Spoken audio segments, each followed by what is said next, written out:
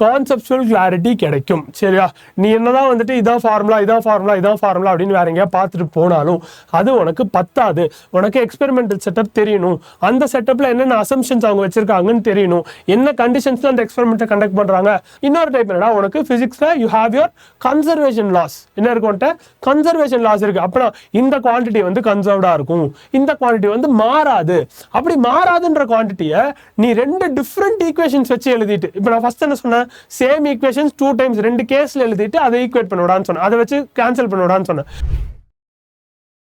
அடப்போங்க sir, போன வருஷம் paper இந்த டிஃபிகல்ட்டிக்கு நீங்கள் வந்து வரப்போகிற நீட்டில் வந்துட்டு நான் வந்துட்டு 180 எடுத்துடலான்னு சொல்கிறீங்களே சார், எப்படி சார் அப்படின்னு யோசிக்கிறேன்னா, நீ வந்து ஒரு ஃபிக்ஸ்டு மைண்ட் செட்டில் யோசிக்கிறடா. க்ரோத் மைண்ட் செட்டில் யோசிக்கிறோம். என்ன தெரியுமா பண்ணணும், என்ன தெரியுமா யோசிக்கணும், எஸ் அடுத்தவனுக்கெல்லாம் கஷ்டமாக இருக்க போகுது, இதை நான் கிராக் பண்ணிட்டேனா, இதில் நான் நல்ல மார்க் எடுத்துட்டேனா மற்றவன் எல்லாரையும் நான் ரேங்க்ல போட்டுடலாம், அப்படி தாண்டா யோசிக்கணும். that is the mindset that you should approach your physics paper with. ஓகேவா? ஃபிசிக்ஸ் தான் உன்னோட ரேங்க் டிஃப்ரென்ஷியேட்டராக இருக்க போகுது அப்படின்றது உனக்கு கிளியராக தெரியும். கரெக்டாக? ஃபிசிக்ஸ் லாஸ்ட் இயர் கஷ்டமாக இருந்துச்சு அப்படின்றது உனக்கு தெரியும், இந்த வருஷமும் கஷ்டமாக வரலாம் அப்படின்றது உனக்கு தெரியும். அப்படி இருக்கும்போது S let me take that challenge head on. நான் அச்சு நவுத்துறேன் ஃபிசிக்ஸ் அப்படின்னு நீ நினைக்கிறேன்னா இந்த வீடியோ நீ பாரு. யாருக்கெல்லாம் வந்து என்னால் கண்டிப்பாக மார்க் எடுக்க முடியும் அப்படின்ற நம்பிக்கை இருக்கோ அவன் மட்டும் இந்த வீடியோவை பாரு. ஒருவேளை இல்லை சார் கஷ்டம் சார், நான் வந்து ஒரு 100+ எடுக்கணும்னு பார்க்குறேன், 120+ எடுக்கணும்னு பார்க்குறேன் அப்படின்னா ஃபஸ்ட்டு வந்துட்டு நான் இங்கே ஒரு வீடியோ டாக் பண்ணுறேன், எப்படி வந்து 8 சாப்டரில் நீ ஃபிசிக்ஸில் 100+ எடுக்கலான்றது. அந்த வீடியோவை ஃபஸ்ட்டு போய் பார்த்துரு. சரியா? அதெல்லாம் கிளியராக இருக்கேன்னு ஃபஸ்ட்டு பார்த்துக்கோ. அப்படி இல்லை சார் நான் வந்து ப்ரிப்பேர்டாக இருக்கேன் சார், என்னால் எடுக்க முடியும் சார் அப்படின்னு நீ வந்து நம்பிக்கையாக இருக்க, கான்ஃபிடென்ட்டாக இருக்க, அச்சு நவுத்தியெல்லாம் நினைக்கிற, உனக்கு அந்த கெப்பாசிட்டி இருக்குன்னு நீ நம்புறனா மட்டும் இதுக்கு மேலே இந்த வீடியோவை பாரு. சரியா? ஓகேவா? மேட்ரு என்னடா, உனக்கு எந்த அளவு விஷயம் தெரியும் அப்படின்றதோட success in NEET physics is 20% தான் உன்னோட இன்டெலிஜென்ஸ் அண்ட் 80% உன்னோட ஸ்ட்ராட்டஜினா என்ன, நீ உன்னோட ஃபிசிக்ஸ் ஸ்டடி ஷெட்யூலை எப்படி நீ வந்து ஸ்ட்ரக்சர் பண்ணுற, நீ வந்து உன்னோட எக்ஸாம் டேக்கிங் ஸ்ட்ராட்டஜி எப்படி வச்சுருக்க, நீ வந்துட்டு எந்த விதத்தில் ஃபிசிக்ஸ் கொஷின்ஸ் எல்லாம் படித்து முடிக்கலான்னு நினைக்கிற, இதெல்லாம் தான் உன்னோட ஸ்ட்ராட்டஜி. அதுதான் வந்துட்டு நீ எந்த அளவு ஒரு இன்டெலிஜென்ட்டான பையன் பொண்ணு அப்படின்றதோட எது வந்துட்டு உன்னோட ரேங்க் டிசைட் பண்ண போகுது அப்படின்னா நீ எவ்வளோ ஸ்ட்ராட்டஜிக்காக உன்னோட ப்ரெப்பை அப்ரோச் பண்ணுற அப்படின்றது தான் வந்துட்டு டிசைட் பண்ண போகுது. சரியா? அது எல்லாத்துக்குள்ளேயும் போகிறதுக்கு முன்னாடி முதல்ல ஒரு மேட்டர் இருக்குடா. இந்த மேட்டரில் தவறுச்சுனாலே முடிஞ்சு 180 நீ நினச்சி கூட பார்க்கக்கூடாது. மேட்டர் என்னன்னா உன்னோட பேசிக் மேத்தமேட்டிக்ஸில் நான் உனக்கு ஒரே ஒரு கேள்வி கேட்குறேன். ஓகேவா? உனக்கு அடிஷன் தெரியும், சப்ராக்ஷன் தெரியும், மல்டிப்ளிகேஷன் தெரியும், டிவிஷன் தெரியும். ஒரு சில பேர் இன்னும் ஃப்ராக்ஷன்ஸ்லேயே கஷ்டப்பட்டுட்டு இருக்கீங்க. அப்படிலாம் இருந்தால் நினச்சி கூட பார்க்காத. அதை தாண்டி லாக், யாருக்கெல்லாம் வந்து லாகரிதமில் ஒரு கம்ப்ளீட் அண்டர்ஸ்டாண்டிங் இருக்குது. ஓகேவா? நல்லா யோசிச்சு பாரு. உனக்கு லாகரிதம் அண்ட் எக்ஸ்பெனன்ஸ்லாம் நல்லா புரியுதா? ஒரு பவர் லா அப்படின்னு ஒரு கான்செப்ட் இருக்குது. பவர் லானா என்னன்னு தெரியுமா? இல்லை சார் எனக்கு இதுவே தெரியாது சார் அப்படின்னு நீ நினைக்கிறேன்னா கீழே வந்து பேசிக் மேத்னு கமெண்ட் பண்ணு. நான் வந்து ஒரு 1 ஷாட் வீடியோ யோசிச்சு வச்சுருக்கேன். உனக்கு அடிஷன்லேருந்து ஆரம்பித்து ஒரு நீட்டுக்கு தேவையான என்டையர் மேத்தமேட்டிக்ஸை ஒரே வீடியோவில் ஃபுல்லாக கவர் பண்ணி போடுறேன். அதில் உனக்கு சாப்டர்ஸும் இருக்கும். ஓகேவா? இப்போ இன்டகிரேஷன் ஒரு சாப்டராக இருக்கும், டிஃப்ரென்ஷியேஷன் ஒரு சாப்டராக இருக்கும். ஸோ தட் நீ அந்த சாப்டர் கிளிக் பண்ணி உனக்கு தேவையானதை மட்டும் நீ பார்த்து முடிச்சுக்கலாம். அந்த வீடியோ உனக்கு வேணும்னா கீழே பேசிக் மேத் அப்படின்னு ஒரு கமெண்ட்டை போட்டுரு. ஓகேவா? இங்கே பாரு நான் என்ன சொல்லியிருக்கேன் பாரு, ஃபிசிக்ஸ் வந்து அப்ளைடு மேத்தமேட்டிக்ஸ் தான். ஸோ உனக்கு மேத்தமேட்டிக்ஸ் ஒரு டூலாக இல்லாமல் உன்னால் ஃபிசிக்ஸில் நல்லா ஸ்கோர் பண்ணவே முடியாது. உனக்கு கால்குலஸில் டிஃப்ரென்ஷியேஷன்னா என்ன, இன்டெகிரேஷன்னா என்ன அப்படின்றது தெரியணும். வெக்டார்ஸில் டாட் ப்ராடக்ட்டுக்கு ஒரு ஃபிசிக்கல் அர்த்தம் இருக்குது. ஓகேவா? ஃபிசிக்கல் வேர்ல்டில் டாட் ப்ராடக்ட்டுக்கு ஒரு மீனிங் இருக்குது. அதே மாதிரி கிராஸ் ப்ராடக்ட்டுக்கு ஒரு மீனிங் இருக்குது. அதெல்லாம் உனக்கு புரியணும், தெரியணும். அப்போனா தான் வந்துட்டு கான்செப்ஷனாக உன்னால் அதை கரெக்டாக அப்ளை பண்ண முடியும். ஓகேவா? அப்புறம் அதே மாதிரி ட்ரிக்னாமெட்ரிலாம் பார்க்கும்போது இப்போ வந்து டேனுக்கு ஒரு வேல்யூ, ஆர்க் டேனுக்கு ஒரு வேல்யூ அப்படிலாம் கேட்டாங்கன்னா நீ டக்குன்னு வந்துட்டு நான் சைன் யோசிச்சு காசு யோசிச்சு அதை டிவைட் பண்ணி தான் டேன் கண்டுபிடிப்பேன் அப்படின்ற நிலைமையில் இருக்கேன்னா நீட்டுக்கு அது வேலைக்கு ஆகாதரா. உனக்கு ஒரு கொஸ்டின் சால்வ் பண்ண 1 நிமிஷம் தான் இருக்குது. அங்கே போயிட்டு நீ இதெல்லாம் யோசிச்சுட்டே இருக்க முடியாது. உனக்கு அந்த top of your head, finger டிப்ஸில் இருக்கணும் எல்லா வேல்யூஸும். சரியா? நீ வேல்யூஸ் எப்படி வருதுன்றதை ஃபஸ்ட்டு புரிஞ்சுட்டு தான் படிக்கணும். அதுவும் முக்கியம். அதே அளவு என்ன முக்கியமோ நீ வந்துட்டு அந்த வேல்யூஸை உன்னோட ஃபிங்கர் டிப்ஸை ஞாபகம் வச்சுக்கிறது தான். புரிஞ்சால் மட்டும் போதாது. எந்த அளவு புரிதல் இருக்கோ அந்த அளவு வந்துட்டு உனக்கு தெரிதல் ஒரு அறிதலும் இருக்கணும், உனக்கு வந்து விஷயம் வந்து off the top of your mind தெரியணும். ஸோ மேக்ஸில் தயவு செஞ்சு ரொம்ப ரொம்ப ஸ்ட்ராங் ஆயிருங்க. ஆவறதுக்கு வீடியோ வேணும்னா பேசிக் மேத் கமெண்ட் பண்ண மறந்துடாதீங்க. சரியா? ஓகே, அது முடிஞ்சா அதுக்கப்புறம் என்னென்ன டாபிக்ஸ் இருக்கு, இல்லை ஹை வெயிட்டேஜ் இருக்குது, இது ஆல்ரெடி நம்ம வந்துட்டு வீடியோ போட்டிருக்கோம். வீடியோ பார்க்காதவங்களுக்கு ஒரு சின்ன பிரேக் டவுன். ஓகேவா? மெக்கானிக்ஸில் 35% of the chapters 35% of the marks உனக்கு கிடச்சிரும். அதுக்கப்புறம் உன்னோட எலக்ட்ரோ டைனாமிக்ஸ், ஓகேவா, உன்னோட எலக்ட்ரோஸ்டாட்டிஸ்டிக்ஸ், அப்புறம் உன்னோட மேக்னட்டிசம், ஓகேவா, உன்னோட எலக்ட்ரோ மேக்னெட்டிக் இண்டக்ஷன், இந்த டாபிக்ஸ்லாம் வந்துட்டு ரொம்ப ரொம்ப முக்கியம். இதில் உனக்கு வந்து நிறையா மார்க்ஸ் கிடைக்க போகுது. அதுக்கப்புறம் இருக்கல அதிக வெயிட்டேஜ் இருக்கிறது மாடர்ன் ஃபிசிக்ஸ்க்கு, அப்புறம் ஹீட் அண்ட் தெர்மோடைனமிக்ஸ், அதுக்கப்புறம் மீதி உள்ள அதர் சாப்டர்ஸ். ஸோ இந்த வெயிட்டேஜ் நீ கிளியராக இருக்கணும். இங்கே இருந்தால் எனக்கு கொஷின்ஸ் வரப்போகுது அப்படின்றது உனக்கு கிளியராக தெரியணும். ஓகேவா? இது தெரிஞ்சிருச்சா?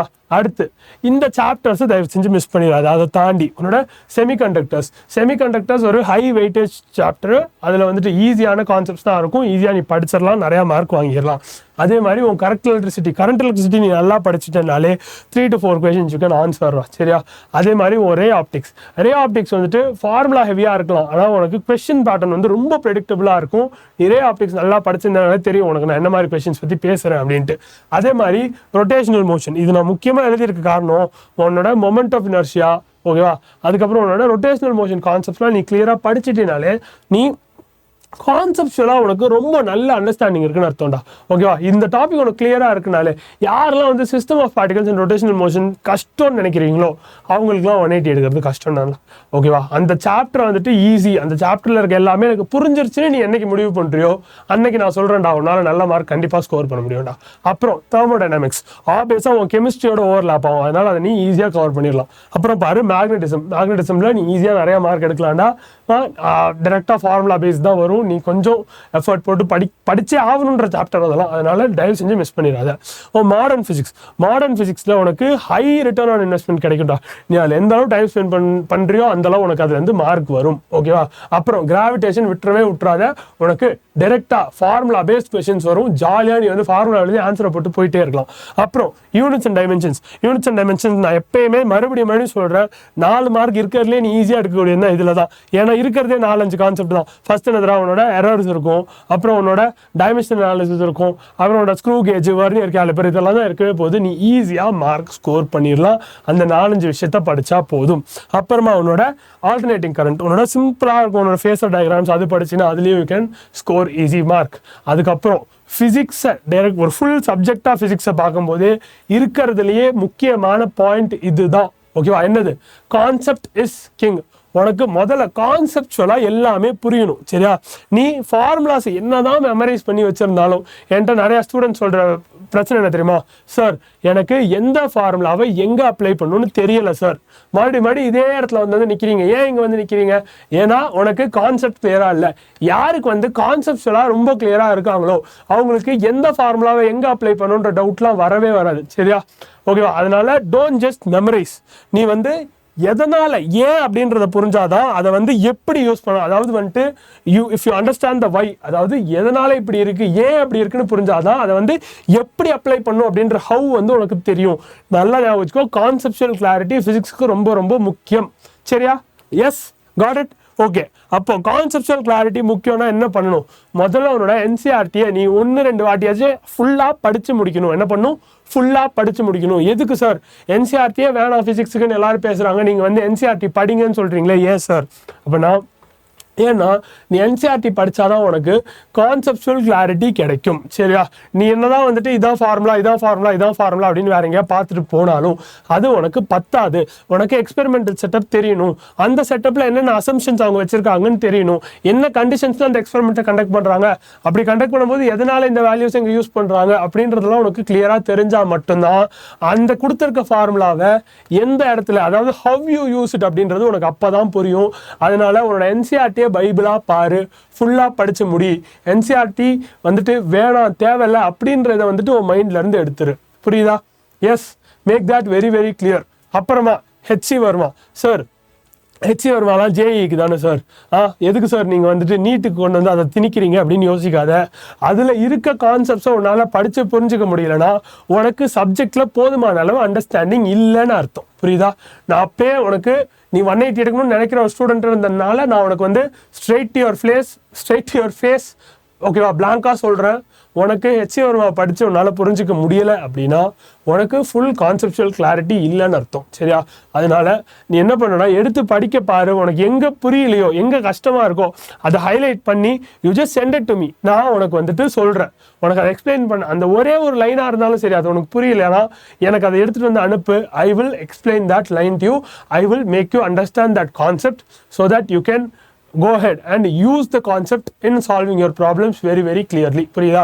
அது நான் என்ன சொன்னேன்னா, உனக்கு ஒரே ஒரு லைன் வந்து ஒரு புக்கில் புரியலனாலும் பரவாயில்ல, அந்த லைனை ஹைலைட் பண்ணி எனக்கு அனுப்பிவிடு. சார் ஏன் சார் இந்த லைன் எனக்கு புரியல சார், எக்ஸ்பிளைன் பண்ணுங்க சார், நான் அனுப்பு, நான் உனக்கு அதை புரிய வைக்கிறேன். அப்போ தான் நீ அதை கொண்டு போய் யூஸ் பண்ணி ஒரு ப்ராப்ளமை சால்வ் பண்ண முடியும். புரிஞ்சுதா? அதுக்கப்புறமா PYQs தான் ஆப்வியஸாடா 36 போட்டிருக்கேன். 30 years 20 years PYQs அட்லீஸ்ட் கிளியராக வந்து படித்து முடிச்சிடுறா. ஓகேவா? என்ன பண்ண போகிற, கிளியராக வந்துட்டு உன்னோட PYQs எல்லாத்தையுமே இந்த வருஷம் தான்டா இந்த ப்ரீவியஸ் இயர் கொஸ்டின் வந்துச்சுன்ற அளவு உனக்கு தெரியிற அளவுக்கு நீ டீட்டெயில்டாக டீப்பாக படித்து வச்சிருக்கணும்டா. அப்போ மட்டும்தான் நீ வந்து 180 எக்ஸ்பெக்ட் பண்ண முடியும். 180 வேணும்னு நினைக்கிற ஒரு ஸ்டூடெண்ட்னா இது எதையுமே மிஸ் பண்ணிடாதரா. சரியா? அப்புறமா NCERT எப்படி வந்துட்டு அன்லாக் பண்ணுறது, ஃபிசிக்ஸுக்கு NCERT எப்படி யூஸ் பண்ணுறது. ஓகேவா? ஃபஸ்ட்டு ரீட் த்ரூவில் உன்னோட இன்ட்ரோலேருந்து எண்டு வரைக்கும் எல்லாத்தையுமே படி. ஓகேவா? என்னது, ஃபஸ்ட்டு ரீட் த்ரூவில் உன்னோட இன்ட்ரோலேருந்து எண்டு வரைக்கும் எல்லாத்தையுமே படி. அப்புறமா என்ன பண்ண போறோம்னா, டாபிக் வைஸ் நீட்ல என்னென்ன டாபிக் இருக்கு, அது எங்கெங்கெல்லாம் கொஸ்டின் வருது அப்படின்றத ஃபர்ஸ்ட் மார்க் பண்ணு. இது ரெண்டும் பண்ணிட்டியா, அடுத்த ரீட் த்ரூல நீ வந்து அந்த டாபிக்ஸை மட்டும் பார்த்தாலே போதும்டா. புரியுதா? என்னது, நீட்டுக்கான ஸ்பெசிஃபிக்கான டாபிக்ஸை மட்டும் கிளியராக பார்த்தாலே போதும். அது கூடயே சேர்த்து உன்னோட ப்ளூ பாக்ஸ் இன்ஃபர்மேஷன், அப்புறம் உன்னோட கிராஃப்ஸ், அப்புறம் எண்ட் ஆஃப் த சாப்டரில் இருக்க சம்மரிஸ்லாம் படிச்சினா உன்னோட அசர்ஷன் ரீசன் கொஸ்டின்ஸ்லாம் டேரெக்டாக அதுலேருந்து வரும். நீ ஆன்சர் பண்ண ரொம்பவே ஹெல்ப்ஃபுல்லாக இருக்கும். புரிஞ்சுதா? அப்புறமா உன்னோட salt examples are very very important. டேரெக்டாக சால்ட் எக்ஸாம்பிள்ஸ்லேருந்து நம்ம நியூமெரிக்கல்ஸை மட்டும் மாற்றி வந்துட்டு கொஸ்டின்ஸ் வந்துருக்குடா. சரியா? அப்படி இருக்கும்போது தேவையில்லாமல் மிஸ் பண்ணிடாத. சால்ட் எக்ஸாம்பிள்ஸ் ஈஸியாகவும் இருக்கும். அண்ட் சால்ட் எக்ஸாம்பிள்ஸ் ப்ராக்டிஸ் பண்ணும்போது அதை பார்த்து மட்டும் போட ட்ரை பண்ணாத. ஒரு வாட்டி பார்த்து போட்டுட்டியா, அதுக்கப்புறம் மூடி வச்சுட்டு அது கிளியராக உனக்கு கான்செப்ட் புரியுதா, ஏன் அந்த ஃபார்முலா யூஸ் பண்ணுறாங்கன்னு புரியுதா அப்படின்றத அந்த கொஸ்டினை பார்த்தாலே உனக்கு ஆன்சரே மைண்டுக்கு வர அளவு கிளியராக சால்ட் எக்ஸாம்பிள்ஸை ப்ராக்டிஸ் பண்ணிக்கோ. அப்புறமா ஃபிசிக்ஸ் எப்படி சார் படிக்கிறது அப்படின்னு நீ கேட்டீங்கன்னா, this is your 4 hour physics block. எதாவது 4 மணி நேரம், ஒரு வேளை 4 மணி நேரம் இல்லை உனக்கு அப்படின்னா ஒரு 2 மணி நேரம் தான் பண்ண முடியும்னா வெயிட் பண்ணு. இதை சுருக்கி அடுத்த ஸ்லைடில் நான் போட்டு வச்சிருக்கேன். ஓகேவா? ஸோ ஃபஸ்ட்டு பார்ட் என்ன பண்ணணும்னா, நீ வந்து உன்னோட தியரி அண்ட் டெரிவேஷன்ஸை ஸ்ட்ராங் பண்ணும். என்ன பண்ணும், உன்னோட தியரியும் உன்னோட டெரிவேஷன்ஸையும் ஸ்ட்ராங் பண்ணும். ஓகேவா? அதுக்கு என்ன பண்ணும், ஆல்ரெடி படித்த தியரியை யோசிச்சு பார்க்கணும். இந்த ஃபார்முலா எங்கேருந்து சார் வந்துச்சு அப்படின்ற டெரிவேஷனை கிளியராக மைண்டில் வச்சுக்கணும். ஓகேவா? நீ ஒரு வாட்டி அந்த டெரிவேஷன் உன் மைண்ட் வழியாக ஓட்டும் போதும் உனக்கு அந்த எண்டில் வர ஃபார்முலா அப்படியே பதிஞ்சிரும்டா மைண்டில். நீ கஷ்டமே பட வேணும். நீ வந்துட்டு பென் எடுத்துகிட்டு போய் பேப்பர் மேலே வச்சுன்னா நேராக அந்த ஃபார்முலா எழுதிடுவேன், தானாக எழுதிடுவேன். அந்த லெவலுக்கு நீ வந்து உன்னோட ட்ரில் பண்ணணும்டா. திரும்ப பண்ணிகிட்டே இருக்கணும். டெரிவேஷன் திரும்ப யோசிக்கணும். எதுக்கு சார் டெரிவேஷன் திரும்ப யோசிக்கணும்னா, டெரிவேஷன் தான் உனக்கு அதோட இனிஷியல் கண்டிஷன்ஸை புரிய வைக்க போகுது. டெரிவேஷன்ஸ் தான் உனக்கு வந்துட்டு எங்க அந்த ஃபார்முலா யூஸ் பண்ணும் அப்படின்றத புரிய வைக்க போகுது. புரிஞ்சுதா? அதுக்கப்புறம் அவர் 2ல வந்துட்டு உன்னோட மெத்தடை நீ கற்றுக்கணும். சால்ட் எக்ஸாம்பிள்ஸ் போடணும். சால்ட் எக்ஸாம்பிள்ஸ் போடும்போது என்ன மெத்தடில் சால்வ் பண்ணுறாங்க அப்படின்றத பார்க்கணும். இப்போ ஒரு ஃபிசிக்ஸ் ப்ராப்ளம் சால்வ் பண்ணுறாங்கனாலே ஜென்ரலாக ஒரு 4-5 மெத்தட் தான்டா இருக்கும். ஃபஸ்ட்டு வந்துட்டு direct application of the concepts that you have learned. ஓகேவா? கான்செப்ட் பேஸ் பண்ணி, அதாவது வந்துட்டு ஒரு பார்ட்டிகல் இவ்வளோ தூரம் போயிட்டு பின்னாடி வந்துருச்சுன்னா டிஸ்பிளேஸ்மெண்ட் என்ன அப்படின்னு கேட்டால் நீ ஆப்வியஸ் சொல்லிடுவேன் 0 அப்படின்னு. ஏன்னா உனக்கு தெரியும் டிஸ்பிளேஸ்மெண்ட்ன்றது shortest length from point A to point B ஆரம்பிச்ச இடத்துல முடிஞ்சிட்டதுனால 0ன்னு நீ எழுதிடுவேன். கரெக்டாக? அது டைரெக்டாக கான்செப்ட் அப்ளை பண்ணி ஒரு ப்ராப்ளமை சால்வ் பண்ணுறது. ரெண்டாவது டைரெக்டாக ஃபார்முலாவை அப்ளை பண்ணி சால்வ் பண்ணுறது. உனக்கு வந்து V = U + AT V கொடுத்துட்டான், U கொடுத்துட்டான், T கொடுத்துட்டான் அப்படின்னா நீ வந்துட்டு A ஈஸியாக கண்டுபிடிச்சிட போகிற. புரியுதா? அது டைரெக்டாக வந்துட்டு ஃபார்முலாவை அப்ளை பண்ணுறது. மூணாவது என்ன பண்ணுவான், மூணாவது விஷயம் வந்துட்டு உனக்கு V = U + AT 2 விஷயம் தெரியாமல் இருக்கும். ஓகேவா? 2 விஷயம் தெரியாமல் இருக்கும். ஆனால் உனக்கு 2 கேஸ் கொடுத்துருவோம். என்ன கொடுத்துருவோம்? 2 கேஸில் நீ இதே ஃபார்முலாவை அப்ளை பண்ணுற மாதிரி கொடுத்துருவோம். அப்போ நீ என்ன பண்ணணும், 2 கேஸுக்கும் இந்த ஃபார்முலாவை அப்ளை பண்ணிட்டு அப்புறமா வேரியபிள்ஸை கேன்சல் அவுட் பண்ணுவான். கேன்சல் அவுட் பண்ணினா உனக்கு அவன் கேட்குற வேரியபிள் கிடச்சிரும். புரியுதா? That is another type. இன்னொரு டைப் என்னடா, உனக்கு ஃபிசிக்ஸில் you have your conservation laws. என்ன இருக்கும்ட்ட கன்சர்வேஷன் லாஸ் இருக்குது. அப்படின்னா இந்த குவான்டிட்டி வந்து கன்சர்வ்டாக இருக்கும், இந்த குவான்டிட்டி வந்து மாறாது. அப்படி மாறாதுன்ற குவான்டிட்டியை நீ 2 டிஃப்ரெண்ட் ஈக்குவேஷன்ஸ் வச்சு எழுதி எழுதிட்டு, இப்போ நான் ஃபர்ஸ்ட் என்ன சொன்னேன், சேம் ஈக்குவேஷன்ஸ் 2 டைம்ஸ் 2 கேஸில் எழுதிட்டு அதை ஈக்குவேட் பண்ண விடான்னு சொன்னேன், அதை வச்சு கேன்சல் பண்ண விடான்னு சொன்னேன். இல்லாட்டி என்ன பண்ணலாம், உனக்கு எந்த குவான்டிட்டி மாறாதோ, எந்த குவான்டிட்டி கன்சர்வ் ஆகுதோ அந்த குவான்டிட்டிக்கு 2 விதமாக நீ ஈக்குவேஷன் எழுதிட்டு அதுக்கப்புறம் அதை ஈக்குவேட் பண்ணலாம். புரியுதா? அது மாதிரி காமன் டைப்ஸ் ஆஃப் ப்ராப்ளம்ஸ் தான்டா இருக்கும். அதே தான் வந்து ரீஹேஷ் பண்ணுவாங்க. ஸோ அதுலலாம் நீ வந்து ரொம்ப கிளியராக இருக்கணும். அப்போ உனக்கு மெத்தட் தெரிஞ்சிருக்கணும். புரியுதா? நான் என்ன சொன்னேன், உனக்கு டிஃப்ரெண்ட் மெத்தட்ஸில் தான்டா ப்ராப்ளம்ஸை அப்ரோச் பண்ண வேண்டியது இருக்கும். அந்த மெத்தட்ஸில் நீ கிளியராக இருக்கணும். ஓகேவா? இது நீ பண்ணதுக்கு அப்புறமா உன்னோட கடைசி 2 மணி நேரத்தை வந்துட்டு டோட்டலாக ப்ராப்ளம் சால்விங்க்கு, அதாவது வந்துட்டு பார்க்காம ப்ராப்ளம்ஸை சால்வ் பண்ணி ட்ரை பண்ண போகிற. வந்துருச்சா? Very good. வரலையா? ஏன் வரலன்றதை அனலைஸ் பண்ண போகிற. That is how you are going to spend your time studying physics. Sir இது வந்துட்டு எனக்கு 4 மணி நேரம் இல்லை சார்னா இதே 2 மணி நேரமாக பிரிச்சுக்கோ. R1ல் வந்துட்டு வீடியோ லெக்சர் பார்க்குறதோ, உன் கான்செப்ட்ஸ் நோட்ஸ் வச்சு படிக்கிறதோ அப்படி நீ படி. அண்ட் அந்த நோட்ஸ் அப்படின்றது தயவு செஞ்சு நோட்ஸ் யார்ட்டையாச்சும் வந்து வாங்குறது அது இது பண்ணாமல் மேக் யுவர் ஓன் நோட்ஸ். நீயா எப்போ வந்துட்டு ஒரு சாப்டர் உள்ள போய் இந்த சாப்டரில் இதெல்லாம் தான் நீட்டில் வர டாபிக்ஸ் அப்படின்னு பார்த்து இந்த டாபிக் இதெல்லாம் தான் ஃபார்முலான்னு உன் கைப்பட எடுத்து நீ எப்போ எழுதுறியோ அப்போ தான் வந்துட்டு உன்னோட ப்ரெப்பரேஷன் இது அடையும். என்னது ப்ரிப்பரேஷன் வந்துட்டு ஃபுல்ஃபில்மெண்ட் அடையும். அப்போ தான் வந்துட்டு நீ கரெக்டாக ப்ரிப்பேர் பண்ணியிருக்கேன்னு அர்த்தம். So as long as you're using other people's notes or வேறு ஏதாச்சும் வெப்சைட்டில் கொடுத்த நோட்ஸ் ஆர் சார் நானே கொடுத்த நோட்ஸை நீ வெறுமனே சார் கொடுத்த நோட்ஸை அப்படியே பிரிண்ட் எடுத்து வச்சு படிக்கிறதோட அந்த நோட்ஸ் வச்சு if you make your own notes and then study, that is what is going to make you help you improve your score டா. சரியா? ஸோ அதுலேயும் பாரு, ஃபர்ஸ்ட் half an hour உன்னோட டெரிவேஷன்ஸ் அண்ட் அண்டர்ஸ்டாண்டிங்கை ஸ்ட்ராங் பண்ண use பண்ணுவேன். அடுத்த 30 minutes உன்னோட solve எக்ஸாம்பிள்ஸை review பண்ணுவேன். அதுக்கப்புறம் 1 மணி நேரம் வந்துட்டு ஒரு 50 அன்சால்வ்டு கொஸ்டின். ஓகேவா? என்ன சார் 1 மணி நேரத்துக்கு 50 கொஸ்டின் சொல்கிறீங்க, 1 மணி நேரத்தில் 60 நிமிஷம் இருக்குது, 60 நிமிஷத்துக்கு 60 கொஸ்டின் சொல்லியிருக்கணும். 10 கேள்வி கம்மியாக தான் சொல்லியிருக்கேன். சால்வ் பண்ண ட்ரை பண்ணி சால்வ் பண்ண பாரு. பண்ணினா உன்னோட ஸ்கோர் கண்டிப்பாக இம்ப்ரூவ் ஆகும். புரியுதா? அடுத்து the volume of victory. என்ன வால்யூம் ஆஃப் விக்ட்ரி? 50க்கும் மேலே மார்க் டெஸ்ட் எடுக்கணும். ஓகேவா? என்ன எழுதியிருக்கேன் பாரு, கன்சிஸ்டன்சி பீட்ஸ் இன்டென்சிட்டி. உட்காந்து ஒரே நாளில் 4 மார்க் எடுக்கிறது வந்துட்டு இன்டென்ஸாக பண்ணுறது அது மேட்ரு இல்லை. நீ பை வீக்லினா என்ன, 2 வாரத்துக்கு ஒரு வாட்டி ஆர் வாரத்துக்கு 2 வாட்டி மார்க் எடுத்தாலும் நீ என்ன பண்ணணும், அதை வந்து ஒழுங்காக அனலைஸ் பண்ணி அந்த எரர்ஸ்லாம் நோட் பண்ணி அதுலேருந்து நீ வந்து பில்ட் பண்ணி வந்த எரர் திரும்ப வராத மாதிரி நீ நவுத்திட்டு போனாலே கண்டிப்பாக வந்துட்டு உன்னோட ஸ்கோர் அதிகமாக இருந்தா. ஓகேவா? பாரு, வீக்லி பார்ட் சிலபஸ் டெஸ்ட் எடுக்க ஆரம்பி. இப்போதைக்கு கொஞ்சம் தான் படிச்சிருப்பேன். படித்த வரைக்கும் வீக்லி கண்டிப்பாக டெஸ்ட் எடு. ஓகேவா? இது வரைக்கும் நீ பண்ணலன்னா பரவாயில்ல. இதுக்கு மேலே டிசம்பரில் இருந்தாச்சு ஸ்டார்ட் டூயிங் தட். படித்த வரைக்கும் டெஸ்ட் எடு, டெஸ்ட்டில் இருக்க மிஸ்டேக்கை சரி பண்ணு. ஓகேவா? அப்புறமா எப்போ நீ ஃபுல்லாக முடிக்கிறியோ அப்போ வந்து நீ டிரான்சிஷன் பண்ணு ஃபுல் சிலபஸ் மார்க்ஸ் எடுக்கிறதுக்கு. கடைசி 2 மாதம்லாம் வந்துட்டு கிட்டத்தட்ட டெய்லி நீ வந்து மார்க் எடுக்கணும்டா. அந்த டெய்லி எடுக்கிற மார்க் வந்துட்டு உனக்கு வேஸ்டான மார்க்காக இருக்கக்கூடாது. அதாவது எடுத்ததுக்கு வந்து ஒரு அர்த்தம் இருக்கணும். அப்படின்னா அந்த மார்க்கை அனலைஸ் பண்ணி ஒரு மார்க் டெஸ்ட்டில் பண்ண தப்பு இன்னொரு மார்க் டெஸ்ட்டில் ரிப்பீட்டே ஆகக்கூடாதுன்ற அளவுக்கு என்னைக்கு நீ ஆவறியோ அன்னைக்கு நான் சொல்கிறேன் உனக்கு 180 எடுக்கிற வாய்ப்பு அதிகமாகுதுடா. சரியா?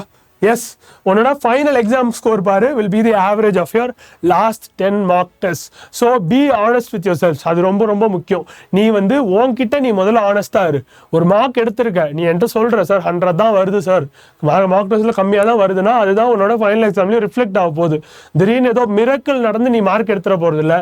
அதனால be honest with yourself and work hard to improve your mock test scores.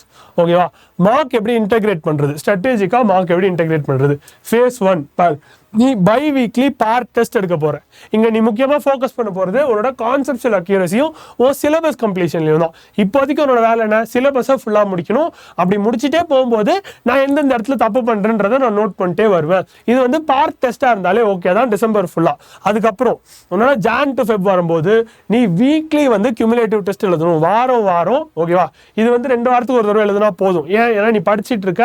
ஓகேவா? அப்போ நீ வந்துட்டு உன்னோட கான்செப்ட்ஸ்லாம் கிளியராக இருக்கா, அதில் என்னென்ன தப்புன்னு அதை நோட் பண்ணிட்டே வருவேன். ஃபுல்லாக முடிச்சிருவேன். டிசம்பருக்குள்ளே நீ போர்ஷன்ஸை முடிச்சாகணும்டா, அதுவும் இருக்குது. சரியா?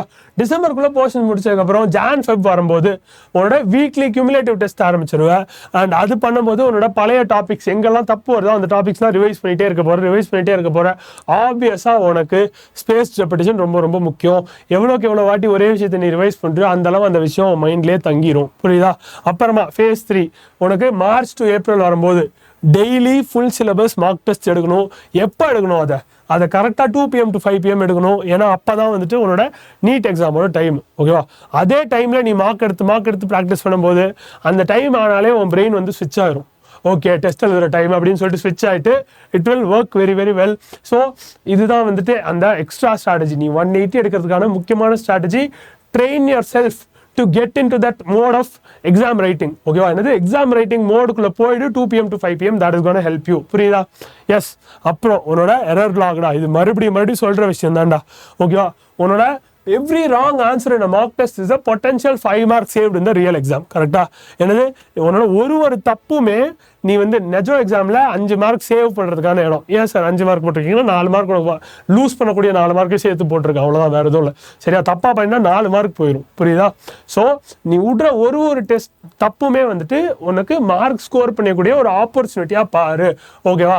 ஒரு தப்பு வருதுன்னா அதை பார்த்து ஃபீல் பண்ணால் அதுதான் ஃபிக்ஸட் மைண்ட் செட். அதே தப்பை பார்த்து இல்லை இதனால நான் இன்னும் பெட்டர் ஆவேன்னு யோசிச்சுன்னா அதுதான் க்ரோத் மைண்ட் செட். அந்த மைண்ட் செட் தான் உனக்கு இருக்கணும்னு நான் ஆசைப்படுறேன், நீயும் ஆசைப்படு. That is what is gonna help you score better marks. சரியா?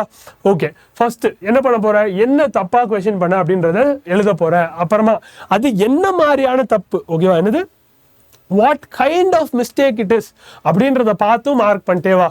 ஐதர் நீ வந்து கேல்குலேஷன்ல தப்பு பண்ணியா, கான்செப்ட்ஸ்லாம் தப்பு பண்ணியா, இல்லை சில்லி மிஸ்டேக் பண்ணியா, இதுவும் வந்துட்டு உன்னோட ஸ்கோரை உனக்கு இம்ப்ரூவ் பண்ண பெட்டர் ஆகும்டா. ஓகேவா, இதுவும் உனக்கு ஹெல்ப் பண்ணும். ஸோ என்ன டைப் ஆஃப் தப்பு பண்ணுறன்றதையும் நோட் பண்ணு. அப்புறமா நீ ஒரு மார்க் டெஸ்ட், நான் எத்தனை மார்க் டெஸ்ட் எடுக்கணும்னு சொன்னேன், கடைசி 2 மாதம் வந்து மார்க் எடுத்துக்கிட்டே இருடான்னு சொன்னல. ஒரு மார்க் டெஸ்ட் எடுக்கிறதுக்கு முன்னாடியும் இந்த எரர் நோட் புக்கை நீ ரிவ்யூ பண்ணிட்டு தான் டெஸ்ட் எடுக்கணும். புரியுதா? என்ன பண்ணணும், இந்த எரர் நோட் புக்கை ரிவ்யூ பண்ணிட்டு தான் நீ டெஸ்ட் எடுக்கணும். எடுத்து பாரு, எடுக்கும்போது கரெக்டாக இந்த தப்பு நம்ம பண்ணியிருந்தோம், இதே கொஸ்டின் வந்திருக்கு, இந்த வாட்டி தப்பு பண்ண மாட்டேன்டான்னு நீ சரி பண்ணுறல, அது ஒரு மார்க்கும் உனக்கு வந்து எக்ஸாமில் கிடைக்கும்டா. சரியா? அப்படிதான் நீ பண்ணணும், அதுதான் கரெக்ட். ஓகே, இப்போ எக்ஸாம் 4 அன்னைக்கு என்ன பண்ணுறது? சரியா? Time management. ஓகேவா, மேக்ஸிமம் 60 மினிட்ஸ் மட்டும் ஒதுக்கிக்கோ ஃபிசிக்ஸ். சரியா? இப்போ ஃபிசிக்ஸ் தான் உன்னோட வீக்கஸ்ட் சூட்னா வந்துட்டு, ஓகேவா, என்னது ஃபிசிக்ஸ் தான் உன்னோட வீக்கஸ்ட். எப்படியா இருந்தாலுமேடா நீ ஃபர்ஸ்ட் என்ன பண்ண போறேன்னா, உனக்கு ஈஸியான கொஸ்டின்ஸ் அப்படின்றது தெரியும். ஓகேவா, பார்த்தோடனே சால்வ் பண்ணிடலான்ற மாதிரி கொஸ்டின்ஸை எல்லா சப்ஜெக்ட்லையுமே ஃபர்ஸ்ட் போட்டு முடிச்சிரு. இது என்ன பண்ணும், உனக்கு கொஞ்சம் மொமெண்டம் கொடுக்கும். ஓகேவா, அப்பா நம்மளால சால்வ் பண்ண முடியுதுரா அப்படின்ற மொமெண்டம் உனக்கு கொடுக்கும்.